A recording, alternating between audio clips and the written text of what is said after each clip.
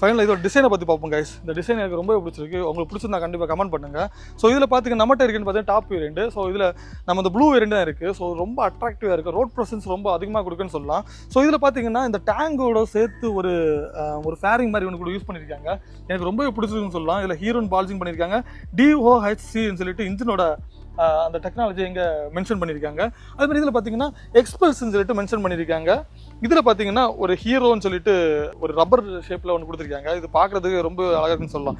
இதில் சின்ன சின்ன ஸ்டிக்கர்ஸ் யூஸ் பண்ணியிருக்காங்க. இந்த பீஸை பார்த்தீங்கன்னா இதில் 2 டன் லிக்விட் கூடுன்னு சொல்லிட்டு இதில் மென்ஷன் பண்ணியிருக்காங்க. இது ஒரு ஸ்டிக்கரில் மென்ஷன் பண்ணியிருக்காங்க. பார்க்குறதுக்கு ரொம்ப ஸ்டைலாக இருக்குன்னு சொல்லலாம். ரொம்ப ஆக்வர்டாக இல்லாமல் ரொம்ப ஸ்டைலாக இருக்குன்னு சொல்லலாம். அது மாதிரி சீட்டு ஓப்பன் பண்ணுறதுக்கு இதில் கீ செட்டப் கொடுத்துருக்காங்க.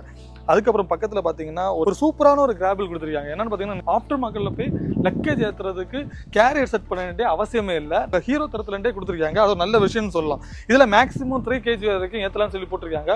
பட் நம்ம பசங்க என்ன ஒரு 7-8 kg ஏற்றுவாங்க. அவ்வளோக்கு தாங்குன்னு நினைக்கிறேன். ரொம்ப சப்போர்ட்டிவாக இருக்குன்னு சொல்லலாம்.